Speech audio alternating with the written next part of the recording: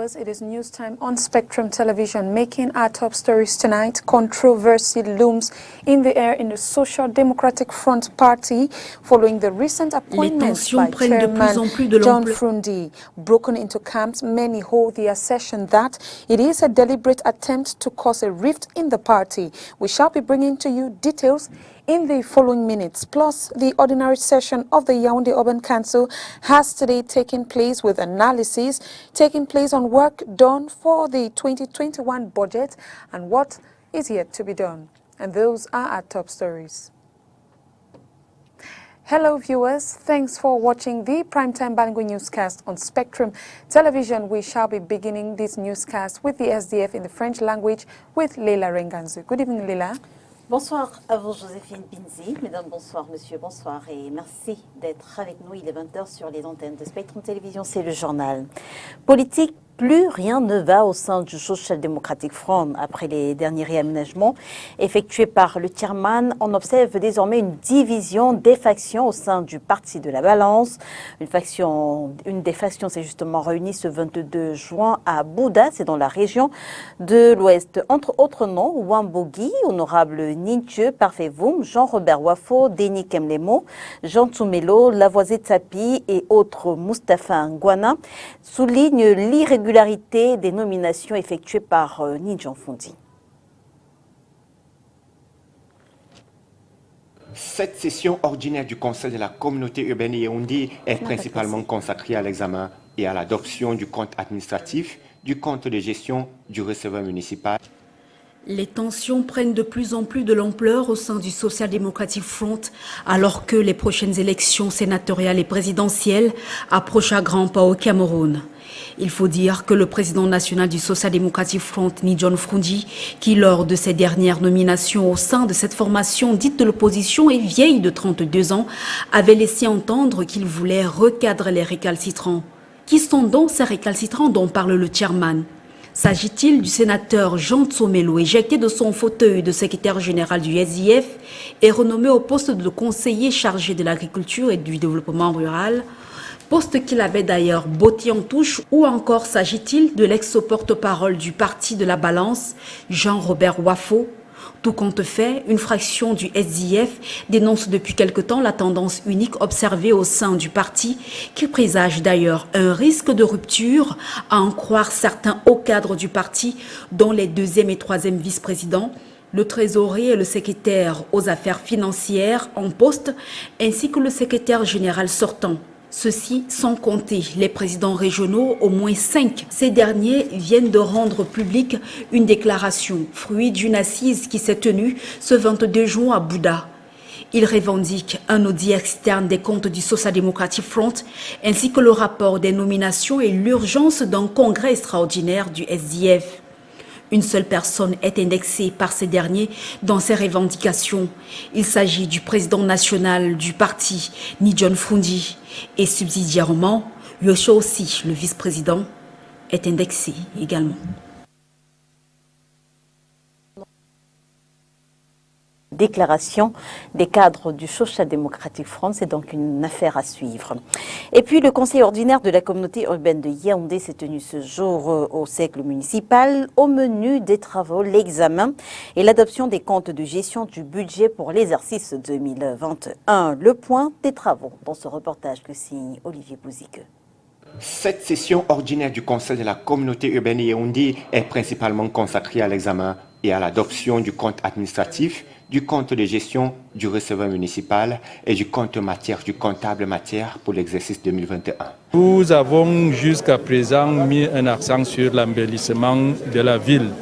Cet embellissement va se poursuivre pour que la ville soit agréable à voir.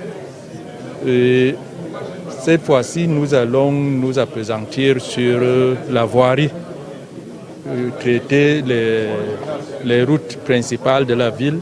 Pour la suite de son exécution, le maire de la ville a soumis au conseiller, d'une part, le projet de compte administratif qui regorge, entre autres, la construction, la réhabilitation de certaines voies, l'entretien des feux tricolores, l'équipement des ateliers industriels de la communauté urbaine.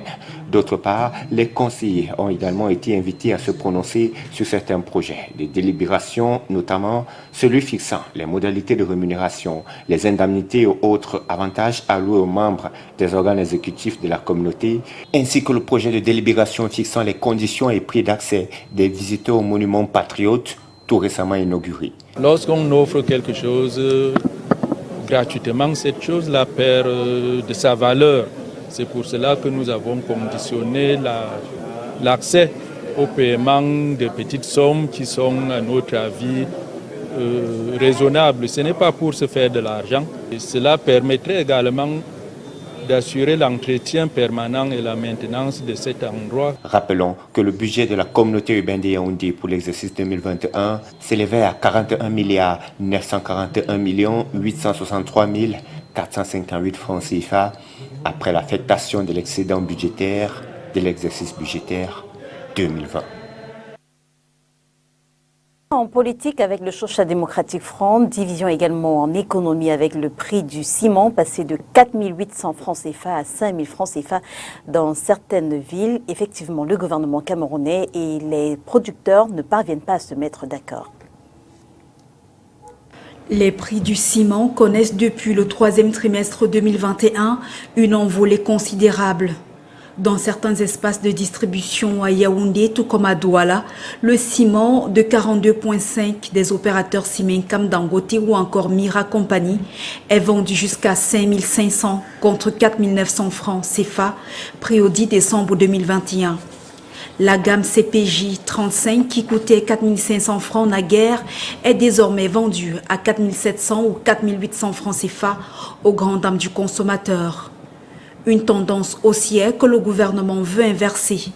Le ministre du Commerce, Luc Magloambarga Tangana, a d'ailleurs tenu une réunion à cet effet le 13 avril 2022 en présence des cimentiers et des distributeurs. L'évolution du cours du clinker, principal intrant utilisé dans la fabrication du ciment, est à l'origine de l'augmentation du prix de ce produit malgré le refus du gouvernement. Selon les acteurs, il est passé de 45 €, soit 29 475 francs CFA la tonne de janvier 2021, à 85 €, soit 55 675 francs CFA en mars 2022. D'où la difficile possibilité pour les producteurs de pouvoir revoir les prix à la baisse. Toutefois, le gouvernement appelle ces derniers question de gérer la problématique de la vie chère au Cameroun et permettre aux citoyens de pouvoir s'offrir un sac de ciment à coût accessible. Mais en attendant, jusqu'ici, le dialogue reste sourd entre les acteurs du secteur du ciment et le gouvernement qui accuse les producteurs locaux d'entente sur la hausse des prix. Still on the economy, right now we talk mobile money taxes as the state has generated a little over 1.2 billion CFA francs in additional revenue from electronic mobile money transactions. This information has been made public by the Ministry of Finance. What are the stakes for 2022? Answers in the following report. The Directorate General of Taxes of the Ministry of Finance announces that the tax on money transferred by the electronic means instituted by the 2022 Finance Law generated a revenue of 7.3 billion CFA francs between February and May 2022. This result bodes well for exceeding the revenue targets of this tax. Indeed, considering that no penny was collected under the tax during the month of January 2022, the envelope collected during the 4 months mentioned above reveals an average rate of revenue mobilization of a little more than 1.8 billion CFA francs each month. Projected over remaining 7 months of 2022, the TTA should generate just over 12.77 billion CFA in additional revenue. In this perspective, the country should therefore collect a total of 20.7 billion throughout the year. This already exceeds government target by 7 million CFA during the current fiscal year. Many schools and universities in Cameroon allow the payment of tuition fees via mobile money payments of telephone operators. At the end of the year, the boom in purchases during the Christmas and New Year holidays should also boost receipts from the TTA.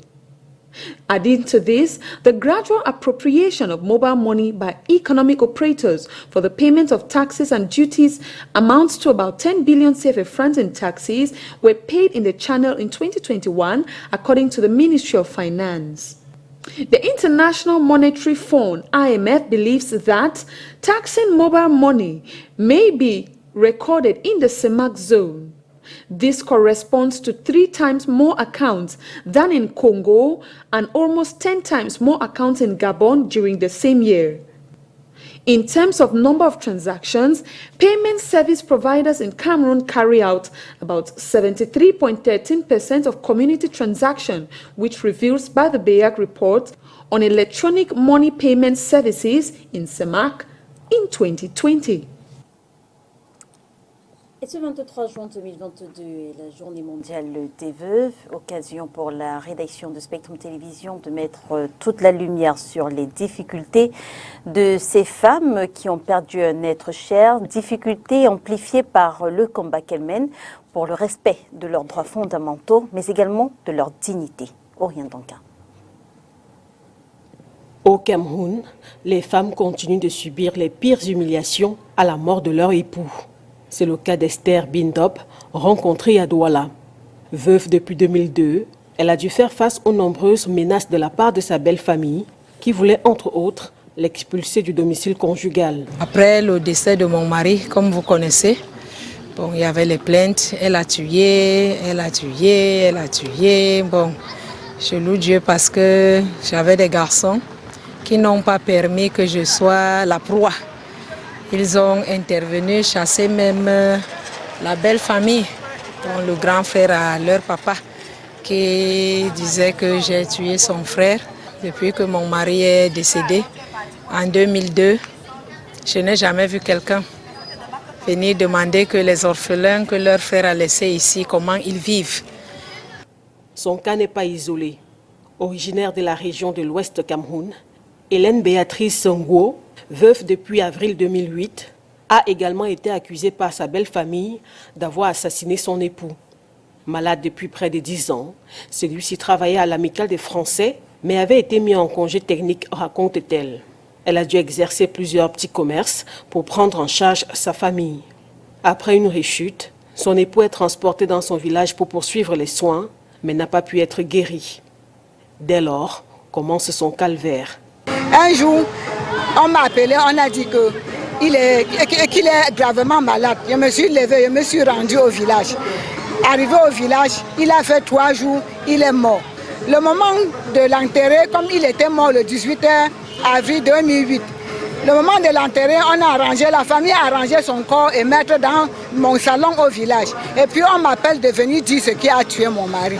J'ai demandé que qu'est-ce que j'ai fait. On dit qu'on ne comprend pas la mort de mon mari, que c'est moi qui lui ai tué. Outre l'accusation d'assassinat, la belle famille veut dépouiller la veuve des biens matériels laissés par son époux. Ils ont voulu couper un terrain, un côté sur le terrain que mon mari m'a laissé pour le donner au fils de l'autre, leur frère. J'ai dit que ça ne peut pas se faire comme ça. Privation, maltraitance, accusation d'assassinat en passant par les rites de veuvage jugés dégradants, les veuves tentent aujourd'hui de faire entendre leur voix malgré les barrières culturelles. À Douala, l'association des veuves solidaires pour l'arrondissement de Douala 5e compte aujourd'hui près de 700 membres. Soutenue par la mairie de la ville, elle a permis à plusieurs veuves de suivre des formations dans la fabrication de différents produits. De même, l'association a aidé une dizaine de ses membres à entrer en possession de leur pension après le décès de leur époux. Au jour d'aujourd'hui, vous avez les veuves qui sont encore marginalisées, qui sont battues, qui sont chassées de leur famille de mariage et qui sont renvoyées dans leur famille. Et dans la même foulée, vous avez des veuves qui sont dynamiques, qui sont autonomes, qui savent se prendre en charge et qui savent se défendre. Mais beaucoup reste à faire. Parce que parmi les veuves que j'encadre là, il y en a plus qui habitent dans leur famille maternelle que dans leur famille d'alliance. Donc parce qu'elles ont été chassées, elles ont été virées de leur maison jusqu'aujourd'hui. Il y en a certains qui ne touchent même pas encore la pension de leur mari ou alors avoir accès aux biens que leurs maris ont laissés. Moi, je suis une veuve avertie. Pour celles qui n'ont pas la possibilité d'avoir la pension de leur mari, j'entre dans le fond du dossier. avec mon équipe, avec les membres du bureau, nous creusons, nous essayons de les accompagner jusqu'à l'administration titulaire. Pour vous dire, aujourd'hui, nous avons déjà accompagné une dizaine de veuves qui, il n'y a pas quelques années, elles ne croyaient pas avoir accès aux biens que leurs maris ont laissés. Et pourtant, il existe des textes nationaux et internationaux ratifiés par le Cameroun, à l'instar du protocole à la Charte africaine des droits de l'homme et des peuples relatifs aux droits des femmes, qui stipule par exemple en son article 21 que la veuve a droit à une part équitable dans l'héritage des biens de son conjoint. Quel que soit le régime matrimonial, la veuve a le droit de continuer d'habiter dans le domicile conjugal, précise le texte. Pour le gouvernement, le problème n'est pas au niveau des lois, mais des communautés. Qui protègent et défendent les veuves. Mais le problème n'est pas au niveau de ces mesures. Le problème est au niveau des communautés traditionnelles, des familles qui continuent à perpétuer des pratiques déshumanisantes. Qu'est-ce qu'on entend par pratique déshumanisantes dans ce cas d'espèce? C'est le fait déjà d'accuser, de stigmatiser la veuve. Chaque fois qu'un époux meurt, le premier doigt accusateur est pointé vers son épouse. On a l'impression que les communautés font tout pour fragiliser la femme dès que l'époux, le mari, son protecteur n'est plus là. C'est une discrimination. Parce que quand la femme meurt, le veuf ne subit pas les mêmes rites dits traditionnels. Quoi qu'il en soit, la veuve peut recourir aux dispositions légales pour que ses droits soient respectés. Et vous l'avez remarqué, c'était un reportage de Makeda Lydie Nyotiom. Que prévoit la loi pour la protection des veuves? La question est posée à Sylvie Ekobé. La juriste explique qu'en plus du Code civil, le Cameroun a ratifié un ensemble de textes pour protéger les veuves. Une fois encore, elle s'exprime au micro de Makeda Lydie Nyotiom. En dehors de nos textes nationaux, ici qui sont le Code civil, l'ordonnance de 1981, à son article 77, le Code civil à son article 750, il faut dire que le Cameroun a ratifié un ensemble de traités, protocoles d'accords qui visent à protéger les droits de la veuve. On peut voir le protocole de Maputo, on peut également voir le protocole pour l'élimination de toute forme de discrimination à l'égard des femmes, qui sont un ensemble d'arsenals qui ont été ratifiés par le Cameroun, qui visent à protéger les droits des veuves, parce qu'on sait que dans notre société, les droits des veuves sont marginalisés, les veuves sont marginalisées. Vous allez constater dans la majorité des familles, lorsque le mari décédait, les veuves étaient expulsées du domicile conjugal. Donc on a voulu donc protéger ces veuves de toutes les exactions qu'elles pouvaient subir, aussi bien par la belle famille, aussi bien par la société. C'est la raison pour laquelle on a voulu protéger leurs droits. On sait désormais que la veuve a un droit d'usufruit qui est prévu ici par le Code civil à son article 750 sur les biens de la propriété, sur le patrimoine qu'elle a construit avec son mari. Elle a un droit d'usufruit. En dehors du droit d'usufruit, elle a le droit, elle peut solliciter la liquidation de la communauté qu'elle a construite avec son mari. En dehors de cela, il faut dire qu'elle a un quart des biens lorsque il y a en présence des enfants.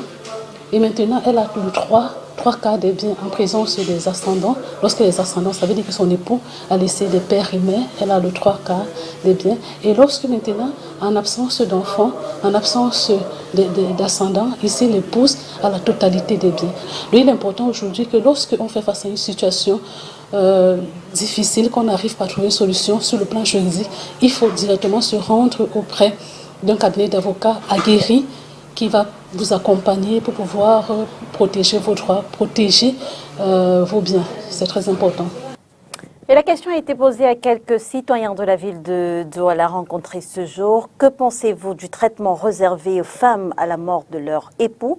Je vous propose de les écouter. Je suis contre le traitement de la veuve dans ma culture. Nous qui avons cru en Dieu, nous avons une autre vision par rapport à ceux qui croient à ce qu'on appelle coutume. Parce que moi, déjà, dedans, je dis qu'on endort les gens. Dans la mesure où on dit que la veuve, quand le mari meurt, elle va parfois faire tel jour sans se laver, ou bien ne pas s'asseoir sur la chaise, ne pas laver les mains. Tu vois que c'est là dans la propriété même. On dit même que la propriété éloigne la maladie, donc on la met dans un traitement qui n'est pas bon. Après, on choisit quelqu'un qui va te laver. C'est-à-dire, ces gens te font le chantage.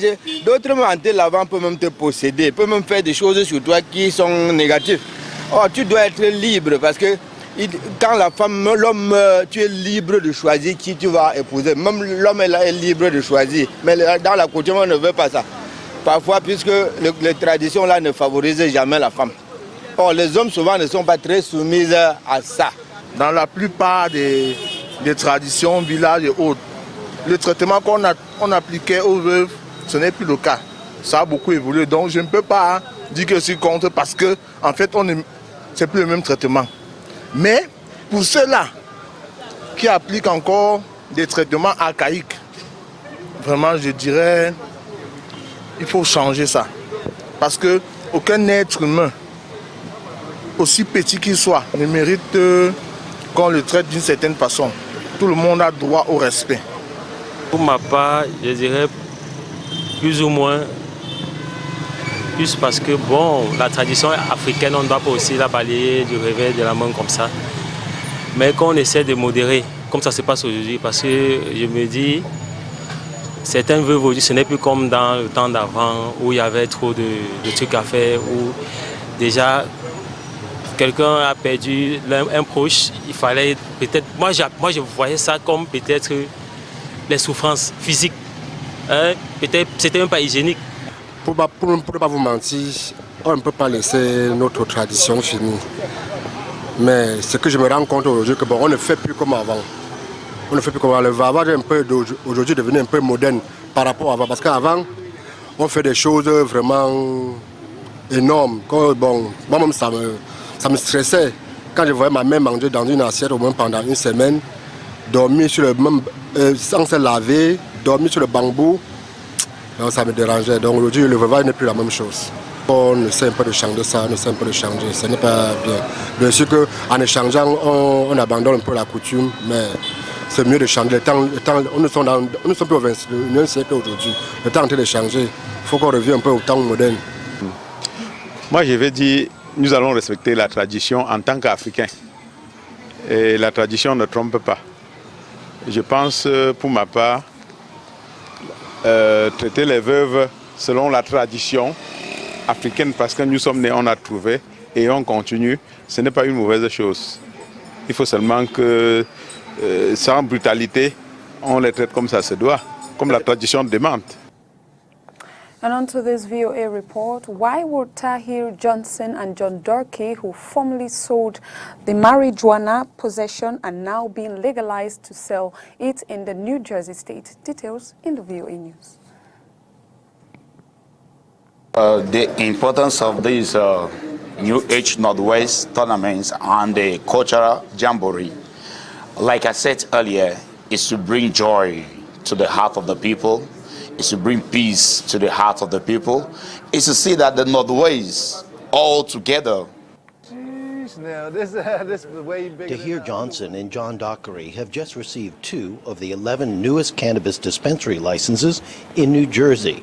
Because they each have been convicted on marijuana-related charges, they received priority consideration for the licenses under the state's new cannabis program. On this day, they're visiting an indoor farm, a potential source of cannabis for their dispensaries. You know, this is huge, man. Like, I know I'm certainly thankful for this opportunity to be selling legal weed, man. It's okay. Maybe 10 years ago you would have felt like a criminal coming in something like this, but this is a wonderful feeling, you know? It is. Johnson and Dockery both have been arrested multiple times for marijuana possession. A recent ACLU report says African Americans are almost 4 times more likely than whites to be arrested for using marijuana, despite roughly equal usage. No, it's just amazing to, like I said, it's certainly the most weed I've ever seen in my life. I think I caught my first weed charge when I was about 19 years old. It stopped me from getting a lot of jobs later on in life. Maybe the young kids that are coming up now, maybe if they're 19 years old or 20 years old and they get caught with 2-3 grams of marijuana, it won't stop them from getting jobs and opportunities and things that can change their lives. The state of New Jersey has decided to give a second chance to those who have been disproportionately penalized under the previous cannabis laws. We wanted to make sure, New Jersey wanted to make sure that we are addressing social impact, the negative social impact of cannabis prohibition.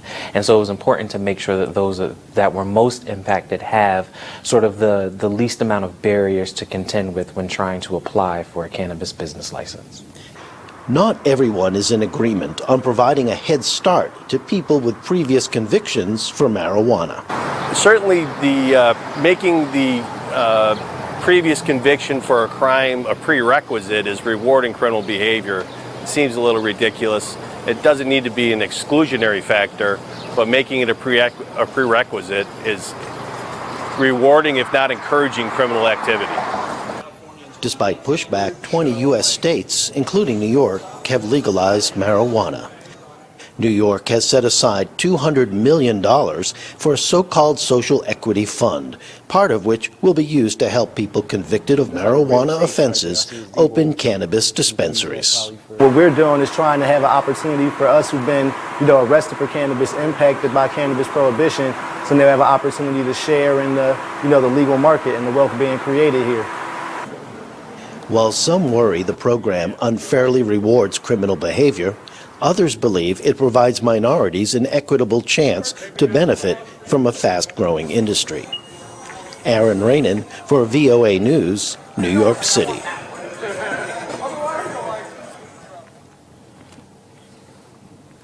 And it is on that VOA report that we call it a day on tonight's newscast. Thanks for watching. Good night. Good night to you, Leila. Bonsoir à vous, Joséphine Binzi, mesdames et messieurs. Merci de nous avoir suivis. On se retrouve très vite sur les antennes de Spectrum Télévision, si bien sûr Dieu le veut. Bonsoir.